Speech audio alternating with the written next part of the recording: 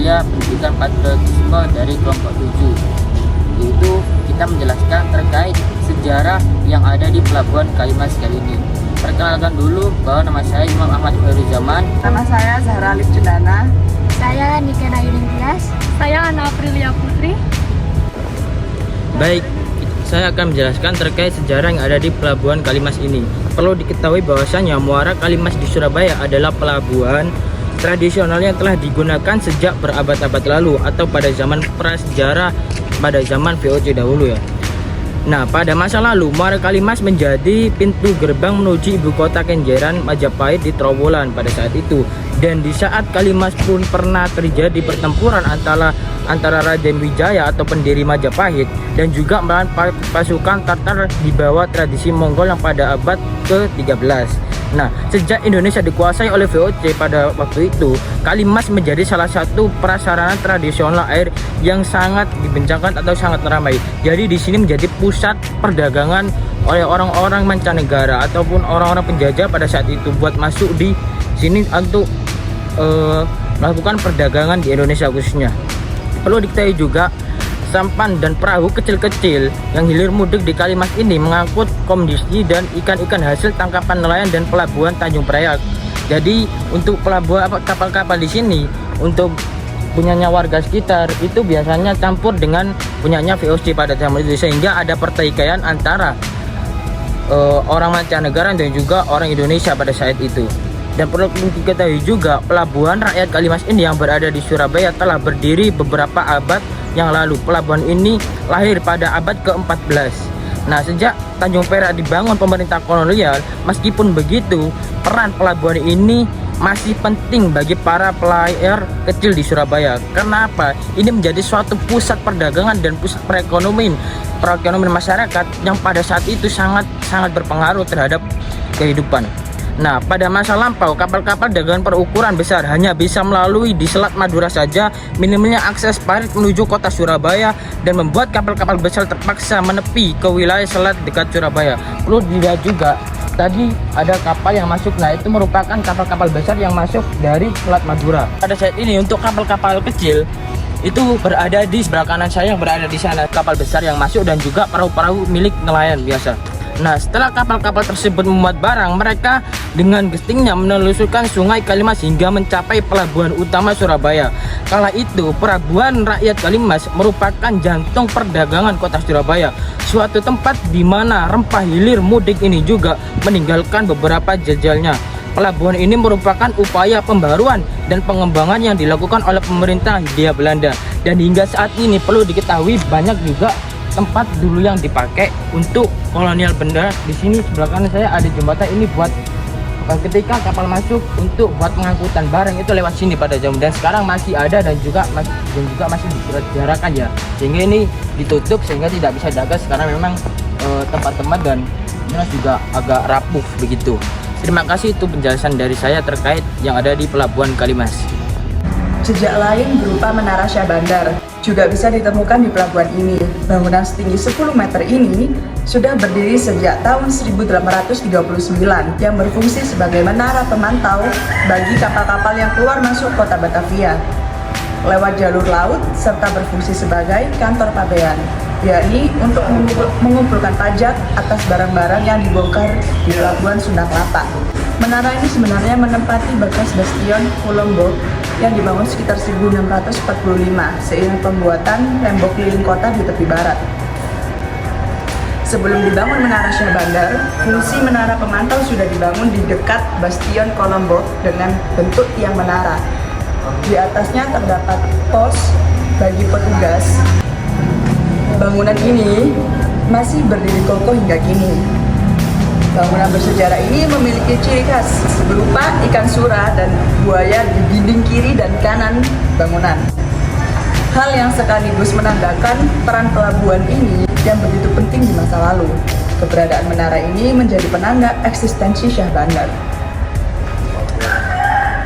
Sekaligus menunjukkan betapa pentingnya pelabuhan ini bagi penguasa lantaran menjadi pusat pertemuan banyak budaya yang dibawa para pedagang. Selain itu, Syah Bandar juga bertugas mengawasi perdagangan, menentukan pajak, melihat melihat kualitas barang, dan menentukan mata uang yang bisa digunakan untuk bertransaksi.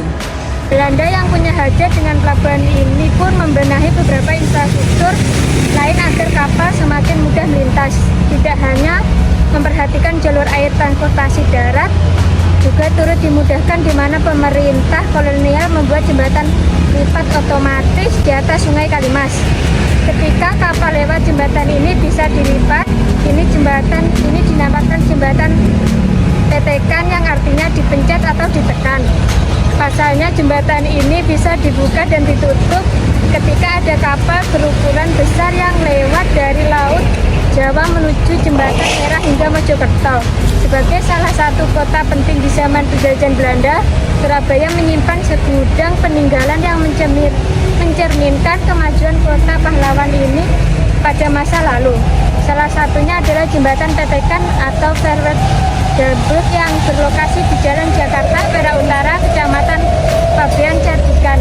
Dulu pembangunan jembatan ini dilakukan oleh NV pada tahun 1900 dan beroperasi pada 16 Desember 1939. Jembatan ini berawalnya bernama Vertebrabro karena diambil dari nama seorang panglima perang Angkatan Laut Hindia Belanda. Jembatan ini memiliki sistem kerja yang ditekan atau bahasa Jawanya dipetek alias memiliki petakan. Dalam bahasa Jawa, petekan artinya dipencet atau ditekan. Dulunya Surabaya menjadi salah satu kota yang ramai akan lalu lintas kapal besar hingga perahu. Jika ada kapal yang melintas jembatan ini akan dipencet lalu membelah diri dengan mengangkat konstruksinya agar perahu bisa lewat. Pembangunan jembatan berukuran 150 meter ini menelan biaya 133.100 gulden Belanda. Dengan sistem tersebut, jembatan petekan merupakan salah satu jembatan tercanggih pada masanya. Jembatan petekan dioperasikan menggunakan mesin yang terletak di dalam kedua tiang yang berukuran tebal. Mesin tersebut mempunyai dua roda gigi yang melekat pada tiang. Dua roda gigi tersebut menggerakkan dua tuas yang berfungsi untuk menaikkan dan menurunkan jembatan. Konstruksi jembatan ini memiliki ketinggian 1,70 meter di atas permukaan air sungai saat pasang dan 1,20 meter di bawah jalan raya. Di kedua sisi jembatan, sebelah timur dan barat terpasang pilar berukuran 11 meter x 50 meter. Konstruksi geladaknya terdiri dari balok-balok gelagar yang terpasang searah panjang konstruksinya dan diikat dengan baja siku yang posisinya menyilang di antara balok-balok gelagar. Pada masa kolonial Belanda, jembatan ini berfungsi sebagai jalur untuk keluar dan masuknya kapal dari Selat Madura ke pusat kota. Wajar jika jembatan petekan ini dijadikan sebagai gerbang perekonomian.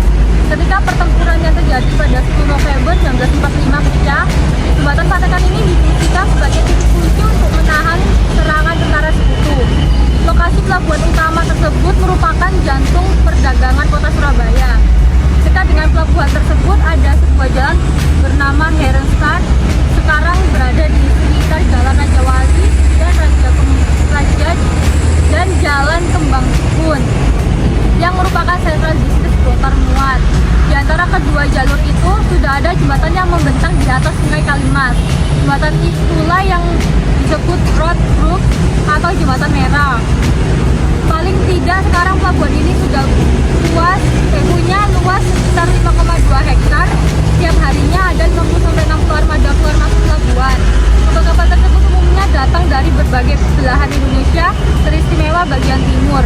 Hal ini tidak bisa dilepaskan dari posisi Surabaya yang menjadi penghubung antara Indonesia Barat dan dengan Indonesia Tengah dan Timur. Keistimewaan lain dari pelabuhan Kalimas adalah menjadi wadah alternatif bagi nelayan-nelayan dengan kapal-kapal kecil yang tersingkir dari pelabuhan Tanjung Perak. Tak heran pelabuhan ini lebih dikenal sebagai pelabuhan rakyat.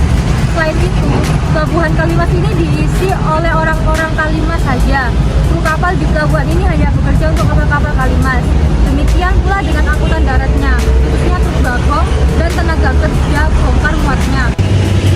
Sekian paparan dari pengetahuan kami, kurang lebihnya mohon maaf terkait sejarah yang ada di Kalimas, dan terima kasih.